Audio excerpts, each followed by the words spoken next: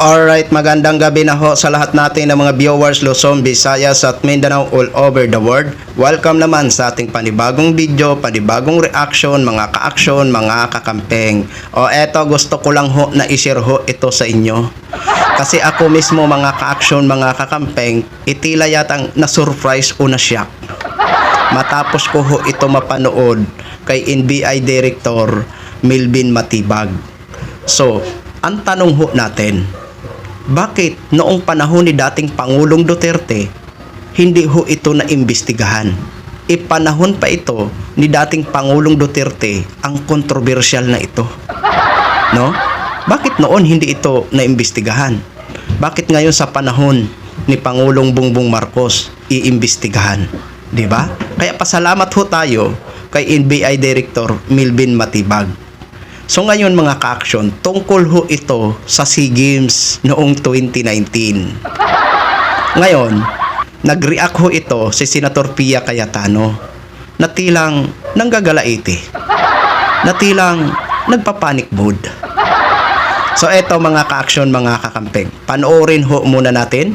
Ito si NBI Director Melvin Matibag, and then after, panoorin din ho natin ang reaction ni Senator Pia Judge Cayetano. Eto ho, panoorin muna natin.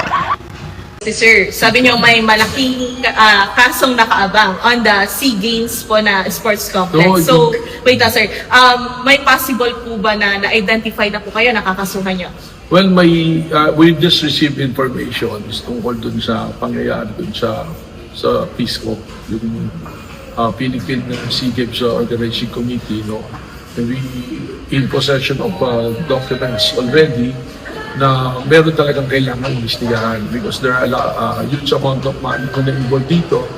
If you recall, there was no bidding na ginawa rito, tapos unliquidated, so marami na kailangan tingnan. That's why I'm creating a unit ngayon, a task force na composed of our financial unit, financial investment unit, saka financial investigation unit, saka ang aming special action unit to investigate on the matter. We will coordinate with the SEC, the COA, and also will seek help of the DCDA para magkaroon ng clear dito. As we speak now, wala pa naman tayong sasabihin na na-identify, but there are already personalities na nakikita natin doon sa dokumento. Parang lagi kang nagbabangayan kasi ni Senator Cayetano. So, how can the public be assured na this will be an impartial investigation? Una-una, hindi naman ako nakikipagbangayan sa kanya. I'm always respectful to everybody, especially to the member of the Senate. It so happens siguro na siya involved dito, no?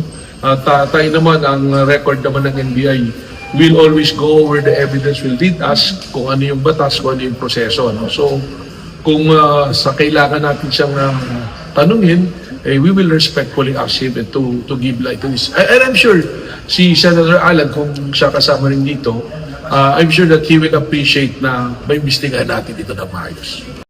Pagkapait.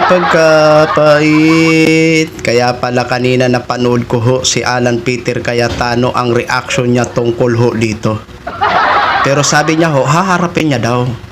Yun naman pala eh. Haharapin niya naman pala eh. Kaya aabangan na lang ho namin Senator Alan Peter Cayetano. So, ayun po malinaw ang sinabi ni NBI Director Melvin Matibag na kailangan imbestigahan. Dapat lang, 'di ba? Dapat lang na imbestigahan 'yan para malaman ho ng taong bayan kung ano ho ang katotohanan. 'Di ba? At kung ito ho ay dumaan sa mga proper bidding, 'di ba? So, siguro kung hindi ho ako nagkakamali, mga ka-action, correct me if I'm wrong, if I'm not mistaken, baka kasali diyan ang cauldron. Yung mahiwagang kaldero. Na kung hindi ho ako nagkakamali, nagkakalaga ho yun ng 55 million. Baka kasama lang hindi po ako sure. Baka kasama sa iimbestigahan ang mahiwagang kaldero. Kasi dapat malaman ho ng taong bayan kung dumaan din ho yun sa proper bidding sa kongresyonal. Okay? Ngayon, sabi ni NBI Director Melvin Matibag, may unliquidated. O ano ba itong unliquidated? Sa pagkakaalam ko, in my own opinion, itong unliquidated, kumbaga, halimbawa, like for example, magbigay ho tayo ng example. Si Juan, binigyan ko halimbawa ng pambili ng, pagpalagay na natin, pambili ng mga kagamitan na gagamitin sa gaganaping event. Halimbawa, binigyan ko siya halimbawa ng 10,000. Oo. Ngayon, hindi pa ito na ibabalik ni Juan ang sukli. At hindi niya pa na ipresenta o hindi niya pa na ipapakita ang mga resibo. So, that's a part of unliquidated. Okay? Yan po, ang pinakasimple lang sa sa kung ano ba ang ibig sabihin ng unliquidated in my own opinion. Okay? Ngayon, ito mga ka-aksyon, mga kakampeng. Panoorin natin itong reaction ni Senator Pia Cayetano. Eto na. Gustong pa-imbestigahan yung SEA Games. And di ko talaga pinansin. And now Alan brings it up and I am bothered. There is no jurisdiction in the world that allows a judge to be pressured and intimidated. And I ask each one of you, my dear colleagues, payag ba tayo sa ganito? Ganito na ba tayo dito ngayon?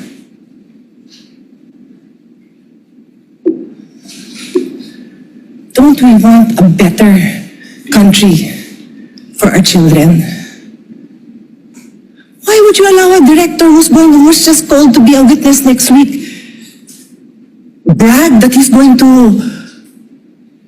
investigate? And again, I don't know, so I respectfully request that it be played. Because I want to understand. If I don't have reason to be upset, then thank you, I can focus. I can go back to the business on hand. But right now, I am upset to hear this. And I will stand up for each one of you. I don't care what side you're on. I will stand up for you if somebody tries to intimidate you. So with all due respect, Mr. Presiding Officer, I ask that we play it. I want to see what this witness is doing. Huwag kang hingalin. Oo, huwag kang hingalin. Relax lang, Senator Pia Cayetano. Oo, relax lang. Okay? Yan lang ho. Ito lang ang magiging sagot ko dyan. O maging opinion ko sa sinabi ni Senator Pia Cayetano. Naalala ko lang ang sinabi ni Senator Robin Padilla. Kapag may reklamo or kaso, dapat harapin. So yan. Halimbawa, kung may reklamo man sa iyong kapatid, dapat niyang harapin. Okay? At kung walang tinatago, wala kang dapat ikatakot. Di ba? Yan lang. Napakasimple lang mga ka-aksyon, mga kakamping. Ito kasi si Senator Pia Cayetano, talagang para bang, ano ba ito? Hindi ko alam kung kinakapos ba siya sa hininga kapag magsasalita siya. O talagang, yan na talaga ang, nakasanayan niya, na sa tuwing siya magsasalita, hinihingal siya. Ngayon, sa tanong niya na kung payag ba ako, Senator Pia Cayetano, bilang taong bayan, bilang ordinaryo mamamayang Pilipino, gusto ko rin malaman ang taong bayan. Gusto ko rin malaman kung ano ho ang katotohanan. Kaya payag ho ako kung ang ibig mo sabihin ay iimbestigahan. Okay? Payag po ako na iimbestigahan. Okay, yan lang ho mga ka-action, mga kakamping no, gin-share ko lang ho sa inyo yan. Maraming salamat ho sa ating mga viewers, Luzon, Visayas at Mindanao all over the world. Ako po ang inyong lingkod, si The Action Man. Good evening, everyone.